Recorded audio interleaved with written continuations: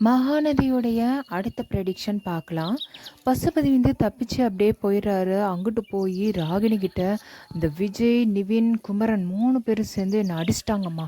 அவங்கள சும்மாவே விடக்கூடாது அப்படின்ட்டு பேச, ராகினி வந்து உங்களுக்கே பயம் காட்டிட்டாங்கல்லப்பா. அவங்கள நான் என்ன பண்ணுறேன் பாருங்க அப்படின்ட்டு சொல்லிட்டு சவால் விட்டு நிற்கவும், நிவினும் விஜய் எல்லாரும் வந்து அங்கே ரோட்டில் நின்று பேசிட்டு இருக்காங்க. அப்போ வந்து நிவின் வந்து விஜய் கிட்ட, விஜய் நீங்கள் வீட்டுக்கு கிளம்புங்க, நீங்கள் இங்கே இருக்கிறது சேஃப் கிடையாது அப்படின்ட்டு சொல்ல, விஜயும் சரி நிவின் நீங்கள் பார்த்து போங்க அப்படின்ட்டு சொல்லிட்டு 3 பேரும் கிளம்பி வீட்டுக்கு வந்துடுறாங்க.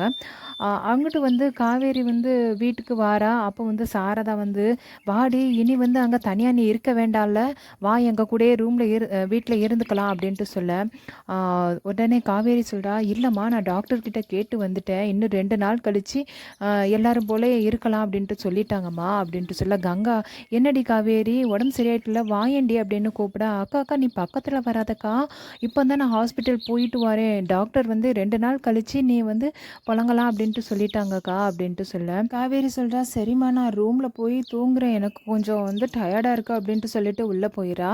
அடுத்து வந்து சாரதாவுக்கு வந்து ஃபோன் வருது, யாருன்னு அட்டன் பண்ணி பேசுகிறா. அப்போ வந்து பசுபதி ஃபோனில் வந்துட்டு, என்ன சாரதா நல்லா இருக்கியா, என்ன உன் பொண்ணு எங்கே வெளியில் போயிட்டு வராளா ஹாஸ்பிட்டலுக்கு, யாரை கூட துணைக்கி அனுப்பி வச்சிருக்க, விஜயவா, மீடியாக்காரங்க முன்னாடி விஜய்க்கும் எங்களுக்கும் சம்மந்தமே இல்லை அப்படின்ட்டு சொல்கிறேன், ஆனால் துணைக்கு மட்டும் விஜய் அனுப்பி வச்சுருக்கேன் அப்படின்ட்டு சொல்ல, சாரதா சொல்கிறா என் பொண்ணுலாம் அப்படிலாம் கிடையாது, நான் உண்மையை தான் மீடியா முன்னாடி சொல்லியிருக்கேன், விஜய் ஒன்றும் துணைக்கு போகல, என் பொண்ணு தனியாக தான் போயிட்டு வந்தா அப்படின்ட்டு சொல்ல, உடனே பசுபதி சொல்கிறாரு, உன் பொண்ணு ஒன்றையே ஏமாற்றிட்டு இருக்க, அதை நம்பிட்டு நீயும் தெரிஞ்சுட்டே இருக்கல்ல அப்படின்ட்டு சொல்லிட்டு சிரிச்சுட்டு அப்படியே ஃபோனை வச்சிருவோம்.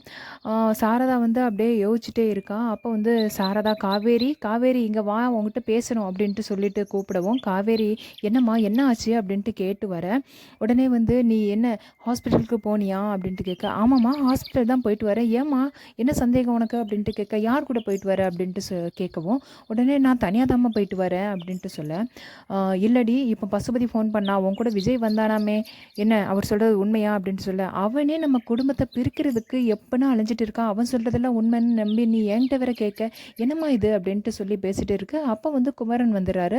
குமரன் வந்துட்டு அத்தை நிறுத்துங்க, இந்த பசுபதி சொல்கிறதெல்லாம் உண்மை கிடையாது, நான் தான் காவேரி கூட ஹாஸ்பிட்டல் வரைக்கும் போயிட்டு வந்தேன் அப்படின்ட்டு சொல்ல, உடனே வந்து சாரதா வந்து என்ன தம்பி சொல்கிறீங்க, நீங்கள் வெளியில் வேலையாக தானே போகிறதா சொன்னீங்க, ஆமாம் அத்தை அப்படி தான் சொன்னேன், காவேரியை வந்து வழியில் பார்த்தேன்னா சரி அப்படின்ட்டு அவளுக்கு துணையாக வந்து நான் போனேன் அப்படின்ட்டு சொல்லவும், உடனே குமரன் வந்து காவேரியை கூப்பிட்டு, காவேரி நீ உன் ரூம்குள்ளே போ அப்படின்ட்டு சொல்லிட்டு அப்படியே வந்து அனுப்பி வச்சிருவோம். காவேரி சரி மாமா பார்த்துக்கோங்க அப்படின்ட்டு சொல்லிட்டு அவளும் உள்ளே வந்துடுறா. அடுத்து வந்து என்ன நடக்குதுன்னா, சாரதாவும் அமைதியாக வந்து உள்ளே போயிடுறாங்க. அடுத்து கங்கா வந்து உள்ளே போயிட்டு என்னங்க என்ன ஆச்சு அப்படின்ட்டு கேட்க, இந்த பசுபதி வந்து தொக்கா எங்கள் 3 பேர்கிட்டையும் மாட்டிக்கிட்டான், நான் விஜய் நிவின் 3 பேரும் பசுபதியை பொலன்னு பொழந்துட்டோம், ஆனால் தப்பிச்சு ஓடிட்டான், இப்போ வந்து இந்த பசுபதி வந்து அடிபட்ட பாம்பு மாதிரி இனி வந்து என்னென்ன செய்வானோ அதான் ஒரே யோசனையாக இருக்குது அப்படின்ட்டு சொல்ல, கங்கா சொல்கிறா நீங்கள் அடித்தது தப்பே இல்லைங்க, நம்மளை அவ்வளோ பாடுபடுத்தியிருக்கான், அவனை சும்மா விடவே கூடாது, என் கையில் சிக்கியிருந்தா கூட நானும் 2 அடி அடிச்சிருப்பேன், தப்பிச்சு ஓடினா என்ன, அவனால் என்ன செஞ்சிட முடியும் இனி அப்படின்ட்டு சொல்ல, இல்லை இல்லை கங்கா நம்ம கொஞ்சம் வந்து உஷாராக தான் இருந்தாகணும், அவள் இனி என்ன பண்ண போகிறானோ அப்படின்ட்டு அப்படியே அமைதியாக இருக்க, அங்கிட்டு காவேரி வந்து ரூமில் விஜய் கூட பேசிகிட்டு இருக்கா, என்னங்க பசுபதியை பார்த்துட்டிங்களா அப்படின்ட்டு.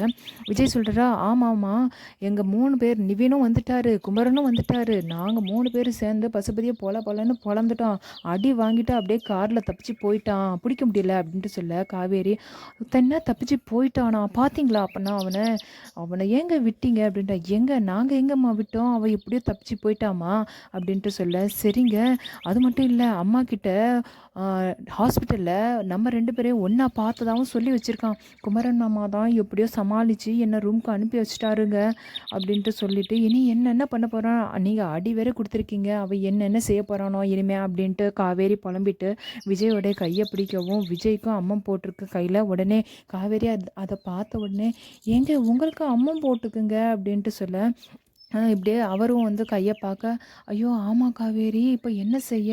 இப்ப தான் உனக்கு க்யூர் ஆயிருக்கு. அதுக்குள்ள எனக்கு வந்துருச்சே! எப்படி இத வந்து சமாளிக்க போறேன்னே தெரியலையே!" அப்படின்ட்டு விஜய் வந்து முழிச்சுட்டு இருக்க, காவேரி வந்து சொல்றா, "இல்லங்க, நீங்க என்ன பண்ணுங்க, நீங்க வந்து தாத்தா, பாட்டி வீட்டுக்கு போயிருங்க. இல்லன்னா நீங்க ஒரு கெஸ்ட் ஹவுஸ் இருக்குல்ல, அங்க போயிருங்க. நான் வேணா அம்மாகிட்ட சொல்லிட்டு, அப்பள வியாபாரம் அப்படின்ட்டு பொய் சொல்லிட்டு, அங்க வந்து உங்கள பார்த்துக்கிறேன். நீங்க கிளம்பி போயிருங்க.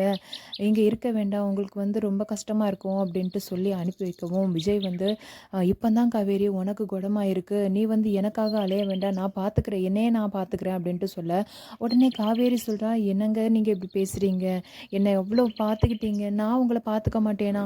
இதனால எங்க அம்மாவுக்கு என்ன தெரிஞ்சாலும் பரவாயில்லங்க. நான் வந்து கண்டிப்பா உங்கள பார்த்துக்குவேன். நீங்க வந்து கெஸ்ட் ஹவுஸுக்கு கிளம்புங்க, போங்க ப்ளீஸ்" அப்படின்ட்டு சொல்ல, அவரும் காவேரி சொன்னதால அவரும் அப்படியே கிளம்பி போறாரு. அப்படியே இந்த ப்ரெடிக்ஷன் அப்படியே முடியுது.